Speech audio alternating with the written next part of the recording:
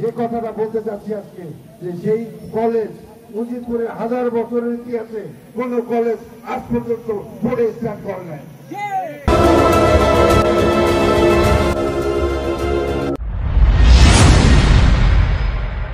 আমি এই 2-4টা কথা বলবো না, আপনারা ধৈর্য ধরে শুনবেন।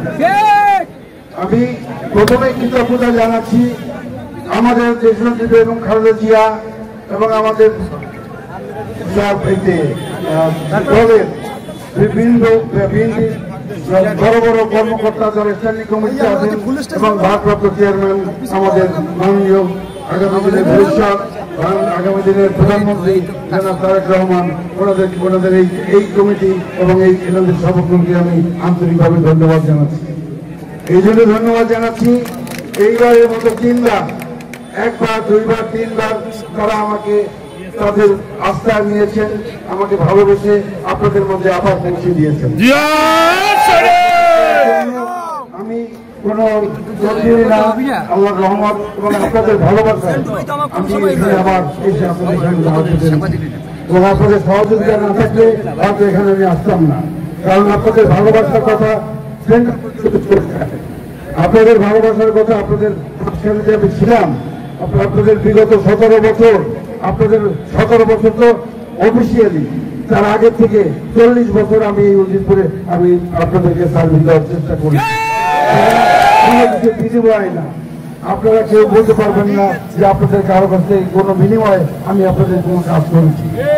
এই উজিরপুরে যারা আজকে ইয়াং জেনারেশন আছে তারা জানে না, যারা মুরব্বী আছেন 2-1 জনে জানেন, সকলেও জানেন না, অনেকেই জানেন না।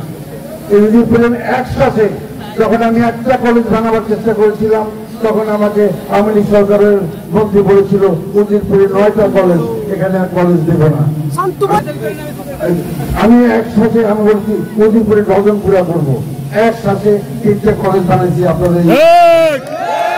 এবং যে কথাটা বলতে চাচ্ছি আজকে, যে সেই কলেজ উজিরপুরে 1000 বছরের ইতিহাসে কোন কলেজ আজ পর্যন্ত বোর্ডে স্ট্যান্ড করে নাই। আমি 3টা কলেজ বানাই, 3টা কলেজকে বোর্ডে স্ট্যান্ড করাইছি। আমার মেইন উদ্দেশ্য ছিল উজিরপুরবাসী লেখাপড়া শিখবে, উজিরপুরের ছেলেমেয়েরা শিক্ষিত হবে, আমাদের ছেলেমেয়েরা যদি শিক্ষিত হয় তাহলে এই এলাকার উন্নয়ন করতে মন্ত্রী এমপির প্রয়োজন হয় না। এই জন্য এই উদ্দেশ্যেই আমি এলাকায় ছিলাম এবং আমি কাজ করে গেছি বিনা স্বার্থে। কাজে আমি উজিরপুরে আমি আসলে যে আপনাদের এখানে এসেছি, সরকার এবং আমাদের দল গোপনে সমস্ত ইনফরমেশন নেওয়ার পরেই তারা আমাকে দেখে আবার বলছে তুমি যাও এখানে। আমি এখানে এসেছি, আমি আপনাদেরকে সার্ভিস যেতে গিয়ে আমি দেখেছি আমাদের লোকজনের ভিতরে অনেক ডিলাইট হয়ে গেছে, মিথ্যা কথা বলা হয়েছে যে এটা শেষ, শান্তি আর উঠতে দাঁড়াইতে পারবে, রেকর্ড আছে, বলতেছে যে এত শেষ, কিডনি ফেল, হার্ট ফেল, কলিজা ফেল, সব ফুলফুলে সব বয়স তো আমার হয়েছে, এখানে তো বয়স্ক লোক আছে দেখা না, কিছু তো দুর্বল হয় নাকি হয় না, 16 বছর থাকে বাচ্চা করলে। এগুলো অনেক ছড়ানো হয়েছে, অনেক আজে বাজে কথা বলা হয়েছে, তাও আমি তাদের কার সম্বন্ধে কোনো কথা বলি নাই।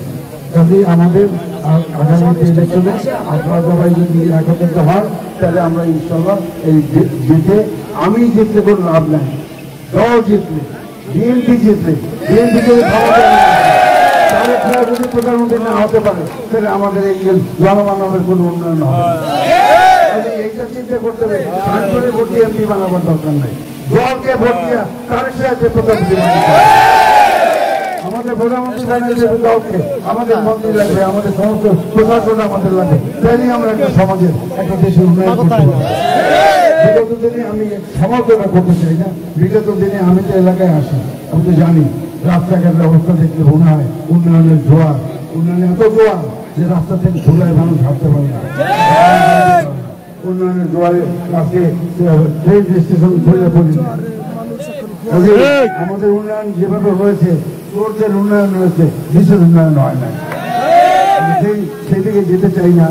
তারপরে আমাদের দলের যে নেতা আজকে যার যে 7 নভেম্বর হয়তো অনেক কিছু জানা নাই। 7 নভেম্বর ওই দিন যেদিন আমাদের শহীদ জিয়াকে জেল থেকে মুক্তি করা হয়েছিল, ওই দিন শুরু হয়েছিল বাংলাদেশের উন্নয়ন। 27 তারিখ সকালবেলা সাথে 71 সনে শহীদ জিয়া বলেছিলেন, I major Zia do hereby declare the independence of Bangladesh. উনি বলেছিলেন এবং উনি যুদ্ধের নায়ক ছিলেন। উনি যদি ঘোষণা না দিতেন এই দেশ স্বাধীন হতো কিনা আমরা জানি না। তখনকার যে নেতা যারা ছিলেন আমি তার সমালোচনা করছিলাম। ইতিহাস বলতেছি, ইতিহাস অনেকেই জানেন না বর্তমান আমাদের নতুন প্রজন্ম। তখন শেখ মুজিবুর রহমান সাহেবকে বলা হয়েছিল যে আপনি নেতৃত্ব দেন। উনি বললেন আমি যদি নেতৃত্ব দেই আমি দেশপ্রিয় হয়ে যাব। উনি নেতৃত্ব দিলেন না, উনি ঘরে বসে থাকলেন, পাকিস্তান চলে গেলেন। ওনার উদ্দেশ্য ছিল প্রধানমন্ত্রী হবেন, কিন্তু তখন আমাদের পিছনে ফেরার কোনো রাস্তা ছিল না। তখন একমাত্র শহীদ জিয়া যার নেতৃত্বে, যার আহ্বানে এই দেশ স্বাধীন হয়েছে। আমরা সবার মনে বলতে চাই, যদি আওয়ামী লীগ আমাদের নেতাকে যদি ছোট না করতো, তার সম্বন্ধে যদি মন্তব্য না করতো, তাকে যদি স্বীকৃতি দিত, হয়তো আমরা তাদের সঙ্গে এই ব্যবহারটা করতাম না, তাদের সম্বন্ধে মন্তব্য করতাম না। কিন্তু তারা কিন্তু আমাদের নেতাকে সেইটা দেয়নি। বলছে কি শহীদ জিয়া রহমান কি ছিল, পুরা বাক্স নিয়ে বাইরে গেছে। আরে আলহামদুলিল্লাহ, আমার নেতা আমাদের প্রেসিডেন্ট পুরা বাক্স নিয়ে বাইরে অর্থ কি, সে তো তোর ছিল না। আমাদের নেতার মতো সব নেতা বাংলাদেশের ইতিহাসে আর কেউ যদি বলতে পারে কেউ আসছে বিগত দিনে, তাহলে বলেন আমরা সেই নেতার নেতৃত্ব মানব। আওয়ামী লীগেরও জন্মদাতা ভাসানী সাহেব, যে দল সবসময় নিজের প্রতিষ্ঠা থেকে নিজের জন্মদাতাকে অস্বীকার করছে, সেই দল হল আওয়ামী লীগ। আমরা তার সমালোচনা করবো বলতেছি না, নতুন প্রধানমন্ত্রী ইতিহাসটা বলার চেষ্টা করছি। আমরা আগামী দিনে যদি আমাদের দল বিএনপি ক্ষমতায় আসে, নিশ্চয়ই আমরা গণতন্ত্র পুনরুদ্ধার হবে এবং আমরা দেশের জন্য কিছু করতে পারবো।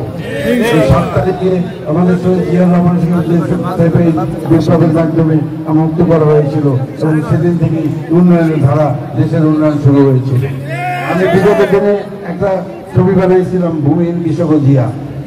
ওনার কৃষকদের জন্য যে খাল কাটা, আপনারা সবাই জানেন এগুলো, খাল কাটা এবং দেশের জন্য কি করেছেন, সে খাল কাটা থেকে শুরু করে কৃষকদের উন্নয়নের জন্য কি করেছেন, শিক্ষকদের উন্নয়নের জন্য কি করেছেন, আপনারা ইতিহাস পড়লেই পাবেন।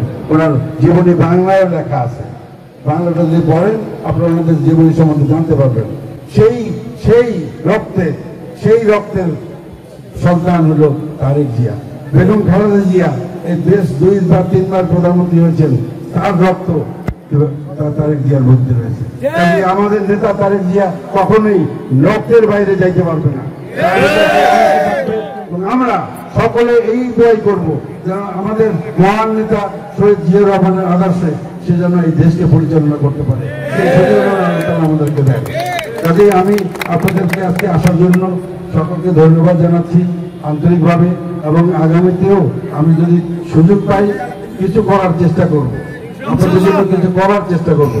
আমি গত 40 বছরে আপনাদের কাছ থেকে কারো কাছ থেকে এত পোস্ট পজিশন দিয়েছি, আমার ভুল হইতেই পারে, আমি পোস্ট পজিশন সব সমান দেওয়া সম্ভব নয়।